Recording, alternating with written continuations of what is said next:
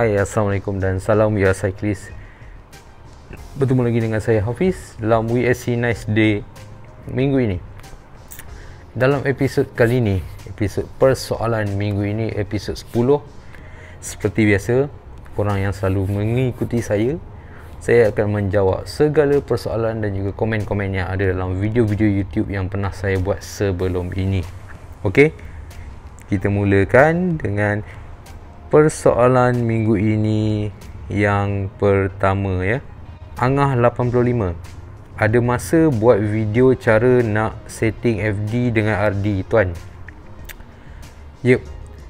Memang ramai yang minta benda ni, ramai yang utarakan cadangan ni. Memang saya nak buat, tapi saya pernah jawab dalam video-video sebelum ni, saya memerlukan masa, memerlukan timing dan memerlukan segala-gala cara untuk nak bagi betul-betul faham cara setting dan setting FD dan juga setting RD. Jadi saya tak nak buat satu video yang nanti tak semua orang boleh faham.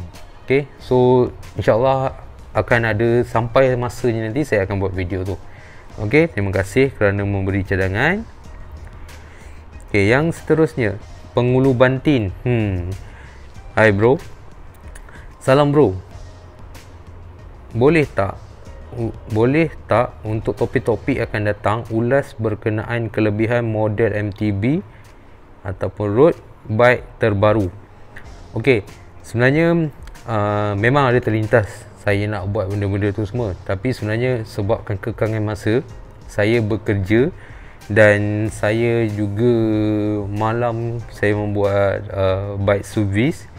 Jadi kekangan masa tu untuk saya pergi ke mana-mana kedai basikal ataupun pergi mencari basikal-basikal untuk di-review tu adalah sangat-sangat tak berkesempatan lah, senang cerita. Jadi insyaAllah akan datang kalau ada bike, dan mungkin untuk akan datang saya akan buat satu lagi segmen, di mana segmen review basikal-basikal yang servis dengan saya.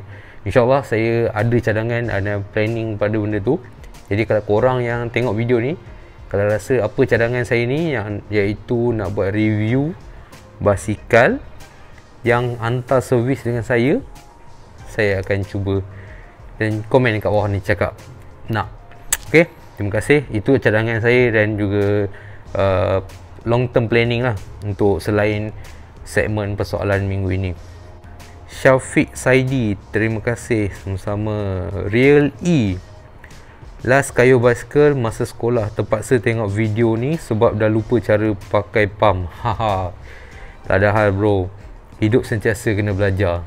Belajar tiada pengakhiran. Cewa. Ok, Jos Madi Ngati Jowo yo. Hai, cadence sensor XOSS boleh pairing ke dengan Brighton ni?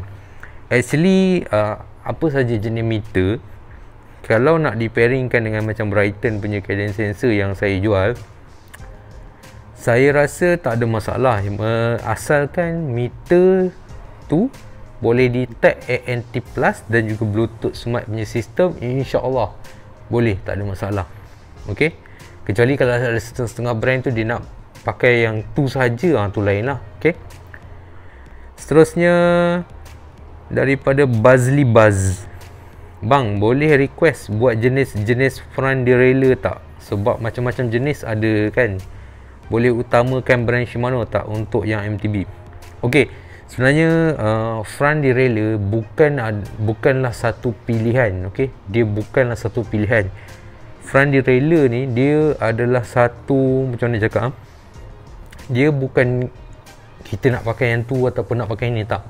Front derailleur ni maksud dia tadi ni jenis ya, jenis, bukan brand, jenis. Maksudnya ada yang high clamp, direct mount, low clamp, side swing dan sebagainya. Benda tu mengikut frame basikal tu sendiri. Sebagai contoh, awak beli group set full, awak masukkan dekat basikal ni, and then bila awak tukar bike lain, beli frame baru, kena tengok pada frame tu. Jadi kalau frame tu sendiri memerlukan FD yang pattern lain, so automatic bila awak transfer barang kat situ, FD kena cari FD yang baru. Jadi untuk persoalan ni tadi, boleh request buat jenis front derailleur tu, InsyaAllah saya akan cuba buat yang tu. Mungkin kita buat dalam konsep slideshow gambar lah. Sebab nak dapatkan semua tu, musim MCO ni memang susah nak dapat barang-barang tu. Jadi kalau berdasarkan gambar senang sikit saya nak tunjuk. Jadi kalau saya dapat FD saja, tak ada basikal yang nak tunjukkan jenis-jenis yang digunakan, susah juga kan, betul? So nanti saya akan buat yang tu insyaAllah. Teruskan support. Jamal Pak Tongkor, bang nak tanya, seluar padding untuk kayuh ni berbeza ke antara lelaki dengan perempuan? Yelah kan, kemaluan berbeza. Amboi, kemaluan berbeza. Ke boleh sebat je nak pakai yang mana pun? Lama dah fikir tapi masih belum dapat jawapan. Okey, Jamal Pak Tongkor ni bukan Jamal yang Sungai Besar tu kan? Bukan Okey. Okey,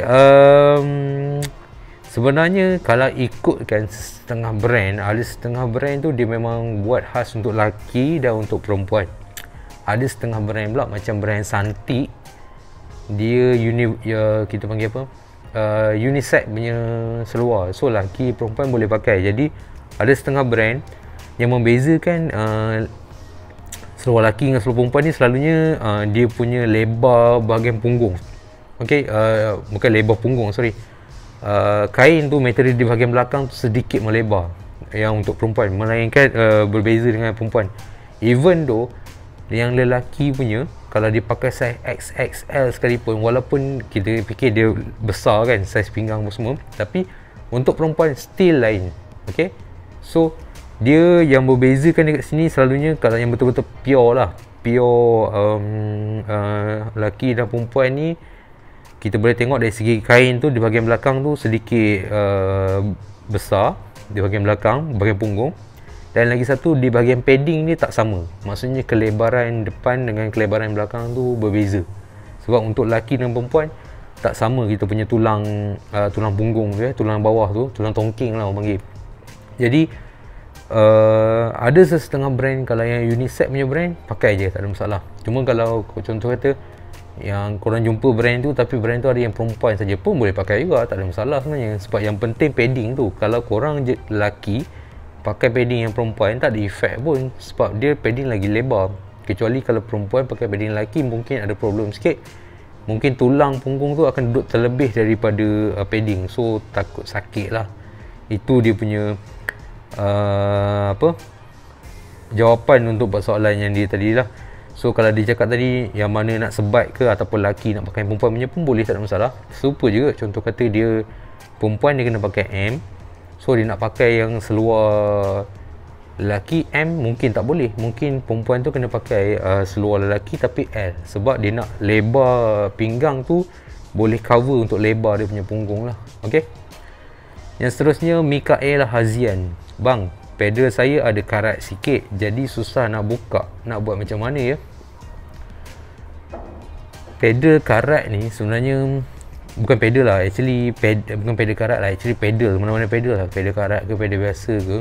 Yang ketat tu sebenarnya kadang-kadang tengok cara korang nak buka. Awak boleh tengok video-video yang saya sebelum ni, cara buka pedal yang betul. Sebenarnya cara buka pedal ni kalau pedal tu dah lama sangat, macam saya sendiri buat servis, kadang-kadang buy ke customer yang dah berkurun dalam store apa semua, nak buka susah kan. So sebenarnya dia tool tetap sama, cuma ada cara yang untuk korang buka tu korang mungkin boleh sambungkan dengan benda besi yang panjang ke apa, untuk lebihkan dia punya apa kita panggil lah, momentum. So bukan momentum, dia punya tekanan tu lebih kuat lah. Sebab kalau korang pakai tool yang pendek, so contoh kata spana kan, spana pendek macam ni, tekan kan dia terlalu high kan, jadi korang sambungkan besi panjang ke apa, korang tekan kuat sikit, insyaAllah boleh buka. Tapi kalau lama sangat tak pernah buka tu, saya suggest mungkin korang tembak W40 sikit dekat situ, biarkan sehari ke, biarkan berapa jam macam tu, baru buat lah. Sebab takut nanti dia memang lekat sangat, so besi dengan besi takut ada efek dekat track lah.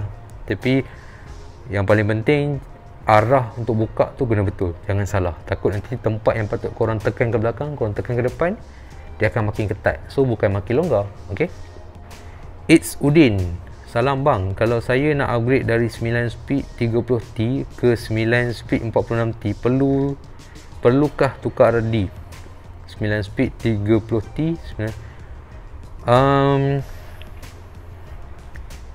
tengok pada RD. Sebab RD MTB ni dia ada dua size tau, ada medium, ada long cage. Kalau dia dah asal long cage, dia boleh support. Tapi kalau dia medium, automatic kena pakai kita panggil gold link. Okay, gold link tu penyambung daripada hanger ke RD, so dia extendkan sikit lagi. Kalau dipakai long cage pun, kalau kata tak sampai juga pun kena pakai gold link lah. Korang boleh tengok dekat market, dekat saya punya Shopee pun ada gold link. Okay, so gold link tu dia extendkan RD tu supaya lebih ke bawah, supaya dia dapat capai kaset yang paling besar tu tadi. Jadi kalau sebenarnya bila dah pakai gold link ni, pada saya sendiri lah, bila pakai gold link ni ke barang kalian, gear tu nak smooth tu, nak smooth gear tu, kata shifting tu cantik, saya boleh katakan lebih kurang 80% lah. Sebab dia akan jadi kurang, sebab dia bukan originally daripada sistem gear yang dah dicipta untuk kaset tu tersebut. Okay, saintifik sangat. Okay, jol untuk road climbing bukit, apa saiz yang sesuai bang? Kurang faham saya bang, maaf. Ni soalan salah pilih MTB. Untuk road climbing bukit, apa saiz yang sesuai bang? Kurang faham. Saya pun kurang faham dengan awak punya soalan. Saya terjemah je lah. Mungkin yang saya faham lah. Mungkin maksud dia ni saiz untuk road climbing bukit. Saya tak tahu sama ada soalan dia ni untuk climbing naik road bike ataupun climbing mountain bike naik untuk on the road. Saiz yang sesuai, yang ni saiz 27 dengan 29. Dalam video 27-29 salah pilih MTB.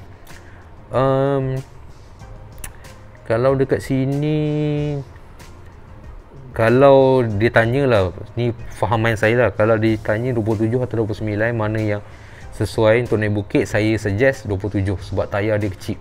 Jadi tayar dia kecil, lagi senang untuk naik bukit lah. Sama macam kita naik tangga lah. Bila korang naik tangga, satu step kan relax sikit kan. Tapi bila korang naik tangga, langkah dua kan penat sikit kan. Okay, so harap yang Jol ni boleh komen untuk video yang akan datang supaya saya nak lebih faham apa soalan yang dia. Tapi kalau itu soalan dia tadi, saya jawab yang tadi lah. Okay, yang seterusnya Muhammad Azwan, soalan terakhir.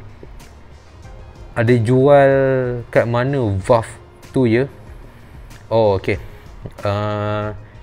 dia tanya pasal dekat video saya macam mana nak pump tayar basikal. Oh, adapter. Wah, adapter valve tu awak boleh masuk dekat kita punya Shopee, type dekat situ WACSPA,